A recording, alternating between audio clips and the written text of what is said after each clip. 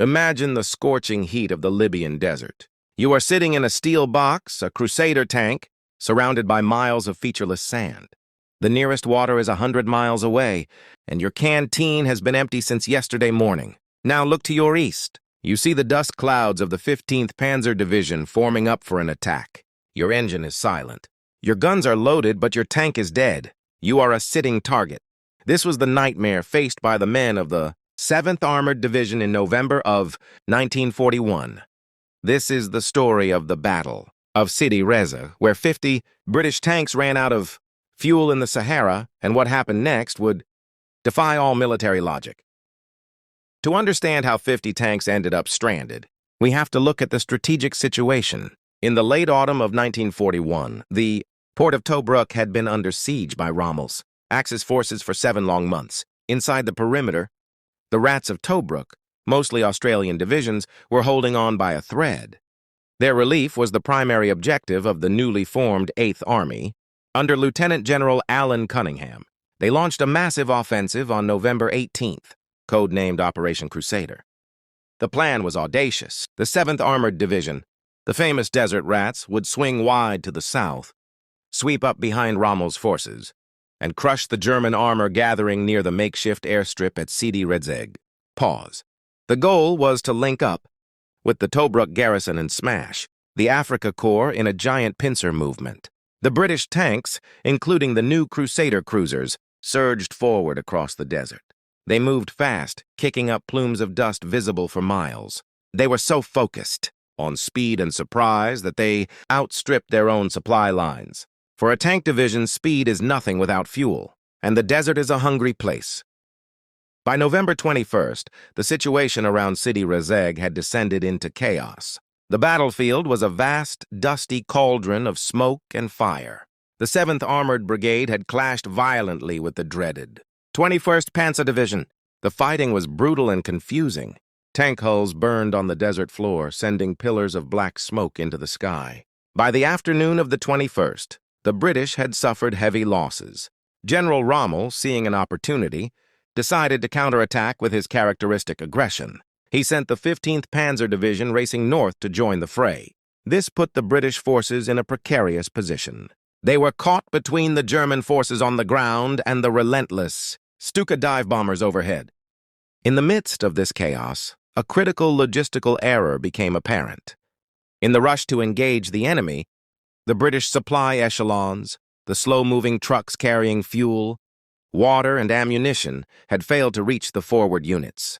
As the sun began to set on that brutal day, the battalion commanders started receiving desperate radio messages.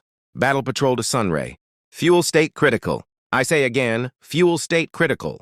One by one, the powerful Crusaders and Stuarts rolled to a silent halt. Their engines coughed, spluttered, and died. The fuel gauges read empty. They were stranded. As dusk fell on November 21st, an estimated 50 British tanks lay motionless on the desert floor, their crews still inside, armed and ready but completely immobile. They were perfect targets, silhouetted against the fading light, just waiting for the panzers to return at dawn to pick them off. The night of November 21st was the longest these men would ever experience. The temperature plummeted. The silence was terrifying.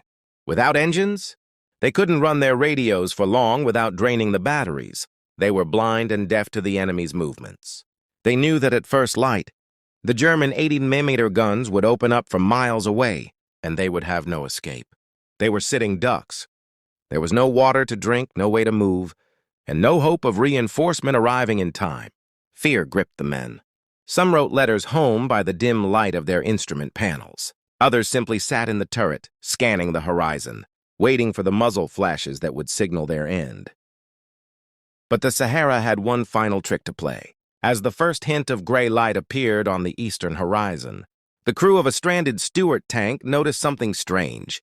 The air began to feel thick. The wind, which had been calm, started to pick up. But it wasn't a cool morning breeze. It was hot and gritty. Within minutes, the horizon began to dissolve. The sun was blotted out. A massive Kumsin, a desert sandstorm, was rolling directly over the battlefield. Pause. What happened next would become legendary. Visibility dropped to 0. You couldn't see 10 feet in front of you. The wind howled at over 50 miles an hour, sand blasting the paint off the tanks and tearing at the skin of any man foolhardy enough to stick his head out. The planned German advance ground to a halt. Panzer commanders buttoned up their hatches, unable to see their maps, their compasses rendered useless by the iron of their tanks.